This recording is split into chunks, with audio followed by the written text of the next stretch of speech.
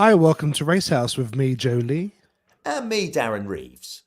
It was the Brazilian Grand Prix, and it was wild and wet. I mean, this thing was wetter than a water park in Sao Paulo. I love a wet race, Darren. You know that, and it was Yeah. absolute carnage. What did you make of this?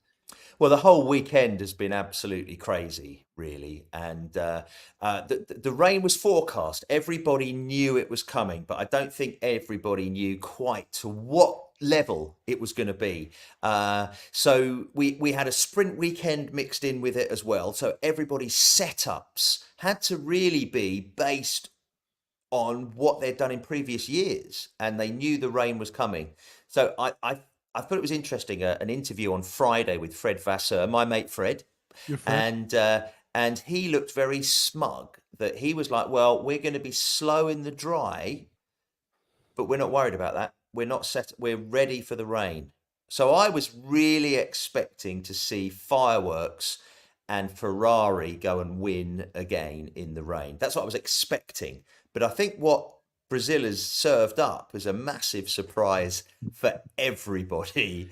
And we'd never have said that It at the looked like start of the that. year. It looked like a huge Yeah, surprise. It looked like every yeah, car was just configured wrong. I mean, they just I don't know. It was yeah, so exciting because it was a real jumble. And by the time you got to the podium, it was like, "Whoa, hold on a minute, what what is going on?"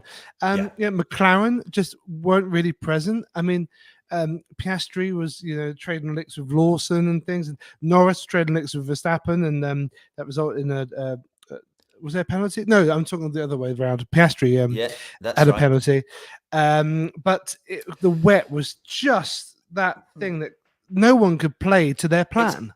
it's a great leveler, and everybody has Mm. said it's a great leveler. But without all the setup in FP2 and FP3, the fact that the sprint race was dry and everything seemed to be going right for Lando Norris all weekend, qualifying delayed. You know, how often have we seen qualifying delayed? Maybe 5 or 6 times in the history of Formula One. Mm. So quali on the same day, for red flags to come out, and for Lando to take pole position, and for Max to be out in Q2, for Max to then have a 5 place grid penalty drop to 17th. There was no way Max Verstappen was winning the Brazilian Grand Prix. But No, it was a masterclass by Max Verstappen, Joe. from 17th up to, and he was 17th because he had a penalty because of his Yes. Engine penalty. engine, yeah, engine Yes. penalty, and 17th to first. I mean, this is like a Lewis run. Lewis has done this before. I Oh, think yeah. He uh, has. we've seen some of these greats do it, and this really was he was just picking them off one by one by one. It reminds me of that brilliant drive that Lewis had in the 2021 season. I Yes. think that was the penultimate race before we know what happened. Absolutely. But Yes. and that was one of I think one of the best races I've ever seen in my life. That one, and how Lewis performed. But this as well, I think that's up there because credit to Max. He really, really just kept in there and stuck in there and made it all the way, clawed his way to the top. Yeah. Um, yeah, quick pits as well. There's a lot of tire management. That the rain really came in halfway through. It's torrential. Yeah, it was shocking, Joe. And these intermediate tires, they are an intermediate. They are what they say. They're not full wets, and people were pitting on them, and the rain started coming down. And we saw, and I was there going, "Don't put intermediates on. This is full wet conditions." Yeah. Obviously, I'm not sat there with the radar other than seeing it on the pit wall when the camera goes to it. But I'm like, this isn't right. This isn't right. Mm. So for George and Lando to pit when they did was I think the right thing to do. But I thought they were going to go on to full wets and Verstappen staying out and Ocon staying out, Ocon taking the lead. But it did look like that once you got into a train of cars, even without DRS, you couldn't really pass in the rain. And No, even when Max, unbelievable how Max passed. Did he get up to 10th on the first lap from 17th? I think so. It was unbelievable. Unbelievable the way he drove around the outside of turn three past about 4 or 5 cars. Phenomenal Mm. confidence in the Mm. rain in that. But they stayed out, and then the virtual safety car from Hulkenberg's spin was happening. George and Lando came in. which was the right thing to do, I think, under the safety car. But the virtual safety car went green whilst they were driving into the pits, which Mm. meant Max and the Alpines then went faster. They then stayed out, not coming in, which I thought was a mistake. But then the safety car came out because the conditions were so bad and everybody was Mm. on inters. I was surprised at that because I just thought the rules are go in and pit for full wets. So I was surprised that safety car came in, Joe. But where I'm going with this is then Colapinto crashed on the Yeah. penultimate corner going under the bridge. Big, big crash. Williams have had massive, massive bills this weekend, Shocking that's for week. sure. Big bills. Yeah. Massive bills. But where I'm going with it, Joe, is then the red flag had to come out. And there's a rule that you can change to fresh tyres under a red flag condition. And there's been complaints for years and years about this rule by the drivers, and every driver has disagreed with this rule. Now, Mm. you and I both know that two Alpines and a certain Red Bull driver are not going to disagree with that rule this weekend. But that's what won them the podium positions this week. If red flagged and you've come into the pit and you're lined up there in the pit lane, I think you should be touching that car. I think the car should just sit there and wait to go back Yeah. out again. Joe, I, and this I, has been the I argument. yeah, and I'm just trying to think about it. I'm thinking, yeah, it doesn't make sense to basically get a free pit stop. It's just lucky. We've seen that in other races. I can't recall them at the moment, but we've Well, you seen were it in there, other. Joe. You were there. Hungary 2021. Yes, I was there. Yeah, it's true. Yeah, When that was the big one. Lewis That's was right. out on his own. Yeah, Correct. I didn't know what was going on. I thought this is crazy. They're going to give him a good advantage here. Is anyone racing? Yeah. You were FaceTiming me with them all lined up in the pits, Joe. And That's I right, was yeah. there in Belgium 2021 that was wet. as well. The wet race where That was it crazy. literally had Two-lapper. two races of 2 laps. But again, watching them there, there's this rule that they can touch it. It should be parc fermé conditions. And again, here's one of my predictions. Is that a rule that's now going to change? I think it will change. I don't think it should be parc fermé because I think to touch the car is okay, but not to change the tires and put a new wing on or anything like that. But I mean, if there is damage to the car, the car's in, and I don't know. Yeah, I think if there's damage to the car, you're allowed to put a new wing on or whatever.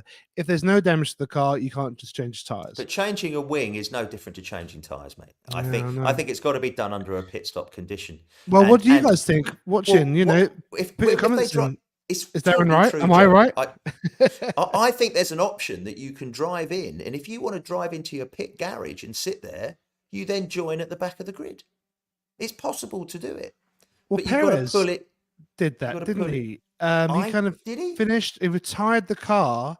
He was in the garage, and then he came back out and had to do one more lap to serve a penalty, so that he wouldn't serve it in the next race. On the next race, okay. So there's little things like that, and it's when you're watching these races. Sometimes if you're new to F1 or you've been watching even for a bit, you're thinking, "Hold on, how are they doing that? Or what's that about?" But because there's rules. I mean, Max is very eagle-eyed. He saw Lando put off at the start. Was it the second formation lap? I think perhaps he pulled off a bit too quick, and Max pulled him up on that.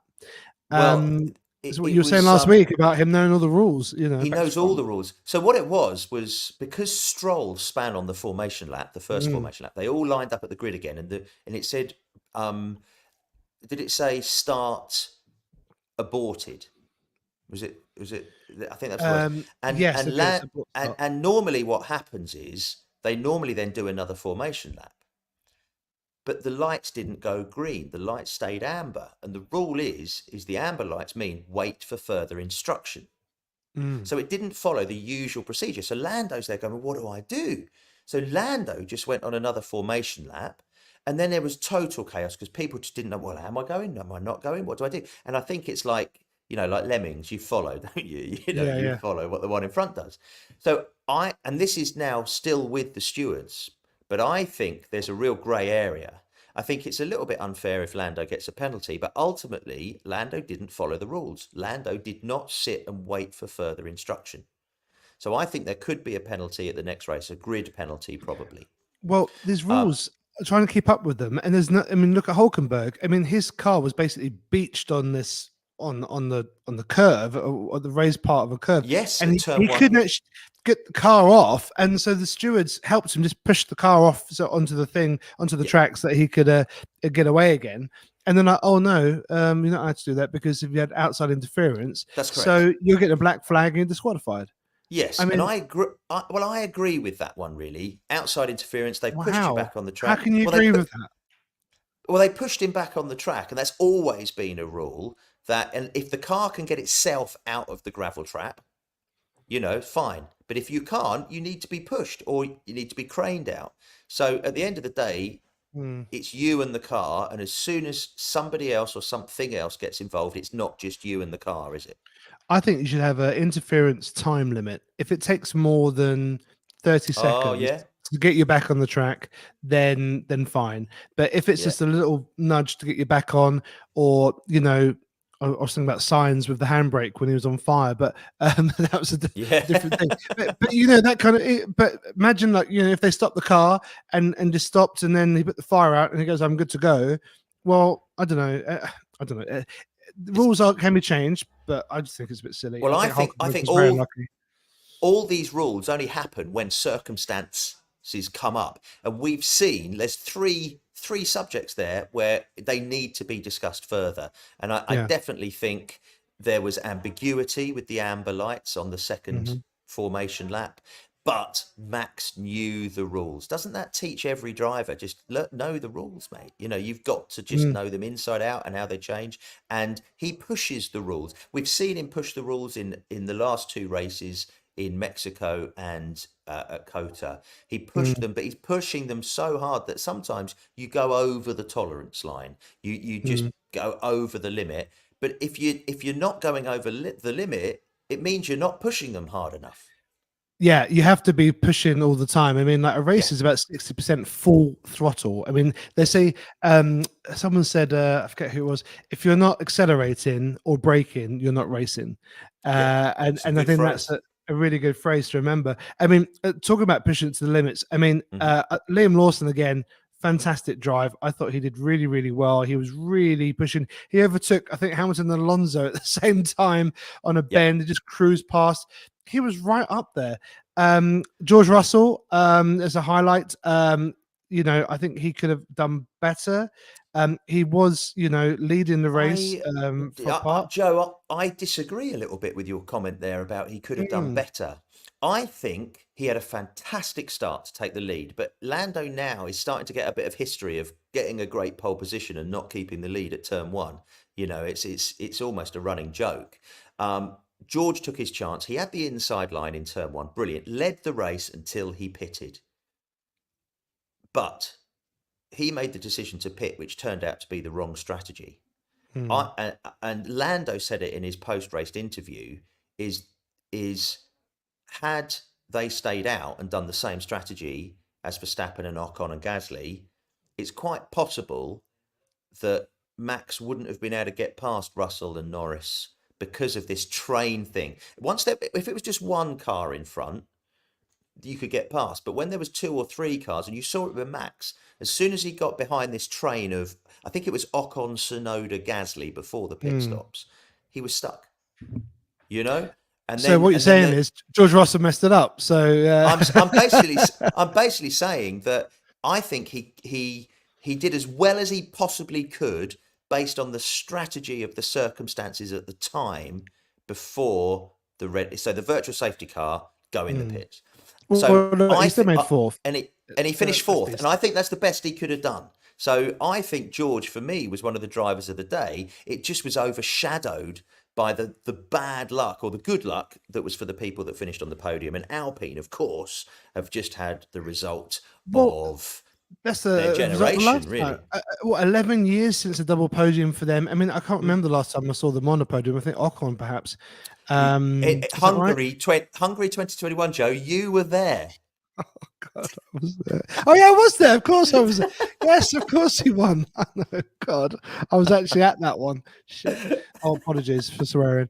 But this has happened to me about 5 times. I keep forgetting that he won a Grand Prix, and I was there to see him win it. Oh, Joe, Yeah, shows you the hospitality was good. the hospitality was too good. Yeah, exactly. You Yeah. know what I mean if you're there. What's happened at Alpine? I mean, did they simply just take advantage of these Yeah. conditions So and stay steady? the rain's a great leveler. I've said it before. And what happened was they took advantage of this red flag condition. They lucked into a free pit stop. Track position was everything. And then, of course, Max Verstappen on the second restart after I'm trying to think who, I can't remember now, but when he did the second restart, Ocon on at front, he did exactly the same move as George Russell did on Lando at the beginning, took first place, but then for me, that's where the masterclass started, because once Mac had the lead, he pumped in fastest lap after fastest lap after fastest lap. And I think I've got it in my head that he had 17 fastest laps, faster than any car on that grid. And that could well be a record as well. That needs to be checked. Does need But to be checked. It was yeah, this is the invincible Max that we know. He's back. but the leveler, and I've heard people say it already, that was a championship winning drive, possibly his best ever drive, because he wasn't expected to win. Well, with championship winning drive, the mathematics look like if he finishes ahead of Norris in Vegas, which is the next race, then he will win the championship. Correct. And then there's all sorts of math saying if Norris is ahead and then Max is, if Norris is second and Max is fifth and blah, blah, blah, it goes down. So he could win it in Vegas. He certainly probably will win it by Qatar. I can't see Norris coming back from this unless there's an absolute catastrophe. But it's not going to happen because Max, if Max was driving the same as Perez, and I just can't believe the guy is still in the car. But I think Red Bull have just resigned themselves to third place in the Constructors' Championship. And quite frankly, that's what they deserve. But they've not given themselves a chance. They should have put Daniel Ricciardo in that car. They could have put Liam Lawson in that car. They could have put Christian Horner in that car. He might have done better. Perez is in that car because the sponsors of Mexico, I'm confident, demanded at least. But I think they've resigned themselves to it now. I think it's all been left too late. Perhaps. We're looking forward to Vegas. I mean, hopefully Sainz will have a better time than have the manhole sucked up from underneath him. It's going to be bumps cold on a track. Yeah, bumps on the track. Actually, we should say that Sainz probably had he was up for slide of the day as he slid across that corner into the barrier and then he was out. But he didn't because slide of the day was Oliver Behrman, I thought. He had a great slide, but then he recovered. And he came back out. So we'll see how... It shows you how difficult it really, really was this weekend. Yeah. And it really stood the men out from the boys. And, mate, Ocon and Gasly are clearly... really great drivers in what is a desperately average car. And and that really, really shows it. I think George Russell did the best he possibly could. And and I just think McLaren, they just had a terrible day, really. Piastri didn't look on sorts whatsoever. We haven't even mentioned, though, Joe, before we move to Vegas, is the fact that the sprint on the Saturday, where it was in the dry, and Piastri was commanding in it, but of course gave up that win to Lando to give him that extra point advantage. Really, now we know the outcome of the weekend was to no avail. So Piastri is going to be pretty, a bit miffed, mate. But if Lando doesn't win, whatever the match is, I think after Las Vegas is 60 points available, and mate, he's 62 behind now. It's from a championship point of view, it's gutting, but from just watching pure driving, Max now deserves that championship. Yeah, and it shows that he's still very much in this game. Look, Lando, incredible season. If the car still is fast next season, it's probably going to be his. It's probably going to be between Lando and Oscar, if I'm honest with you, and probably you're going to put Lewis. That's true, actually. And Charles in there. Oh, as well. Can't wait for 25. I can't wait. It's going to be amazing. Yeah. Okay, well, it's going to be brilliant next year. I can't wait. We're going to have to go to lots of races as you guys as well who are watching. As we said, next time it is Las Vegas. What, it's freezing cold there. Not everyone thinks it's really warm in Vegas, but it's In the freezing cold. daytime it's still warm, but at night time it's really really cold now. So be careful if And you're of going to a course, rooftop party. Yeah. correct. And but all the racing is at night. It's all done under the lights of Vegas. So it's cold running. So the aerodynamics are going to be much more European based than desert based, as it were. Hmm. And what I wonder if you'll see a US president turning up, because the US election is happening Well, tomorrow. Who knows? Maybe we'll get a Trump or Harris turn up to the Grand Prix. That'd be pretty good, wouldn't it? On the global scale, saying, "Hey, well, yeah, I've arrived." I'll be very surprised if they don't, because the way Formula One has exploded in America since the Netflix Drive to Survive series, it's phenomenal to watch, and it sort of happened.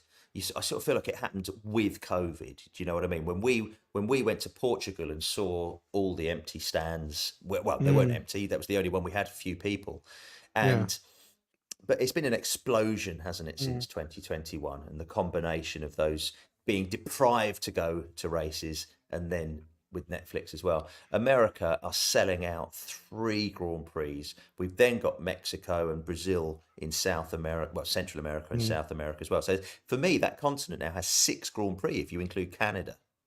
Well, there's news That's a this week quarter of the actually. season. Yeah, there's news this week about South Africa. Yes. The track down there has actually achieved grade 1. I think it's called grade 1 or grade A status. Yeah, it is. Yeah. Which means that it can host a Formula One track. They've tested it. They've worked on it. There are specialist firms that do that. And they are ready. They really want to get an African track. Lewis Hamilton is really pushing for that. A lot of people want that, because I think it's the only continent in the world that doesn't have an F1 apart from Antarctica. Yeah, Lewis has been really pushing for this, and Kyalami used to be on the circuit, and I seem to remember Nigel Mansell, and at the end, I'm not going to look back at the stats, but tell me if I'm right or wrong, winning in Kyalami, first race of the season, 1992. I think that was the last time they were there, so early 90s. So that's my guess, Joe. But I can't remember anything about the track. So I mean, great you to actually are watch bang the on. highlights. You are Am I bang on really? about that. He dominated the weekend in a Williams Renault, taking pole position, fastest lap, leading every lap of the race, en route to victory for the second time in his career. Mansell's teammate Riccardo Patrese asserted the dominance of the car by completing a 1-2 finish, the 92 South African Grand Prix. There we go. That's why you're on this podcast. Now we know. Yeah. But we're going to go on and on. We're going to look forward to Vegas. But I'd love to see South Africa. That'd be amazing to go to as well. Such a great country, really beautiful country. Well, also Eddie Jordan lives there, doesn't he? So I think he's a big part of this as well. He will be. Knowing Eddie, yeah he'll definitely be involved with that somehow. Vegas is our next focus. We'll be watching that one, and depending on your time zone where you are, it'll be either in the morning for me in front of a nice breakfast, or it'll be dead in the middle of the night for Daz. Well, it's Saturday evening, the race, isn't it? Oh, Saturday, of course. Yes. Yes. So we've had qualifying on a Sunday this weekend. We're now going to have a race on a Saturday. What's going on with Formula One, mate? It's gone mad. It's still Sunday morning for me, so that's awesome. So yeah, I'll be watching that with glee. So yeah, join us for that one. Get your comments in. We want to hear from you guys and what you think about the race, and what do you think about the championship. Has Max sewn this up, or is there still time for Lando? But for now, it's bye from me, Jolie. And it's goodbye from me, Darren Reeves. Take care. Take care.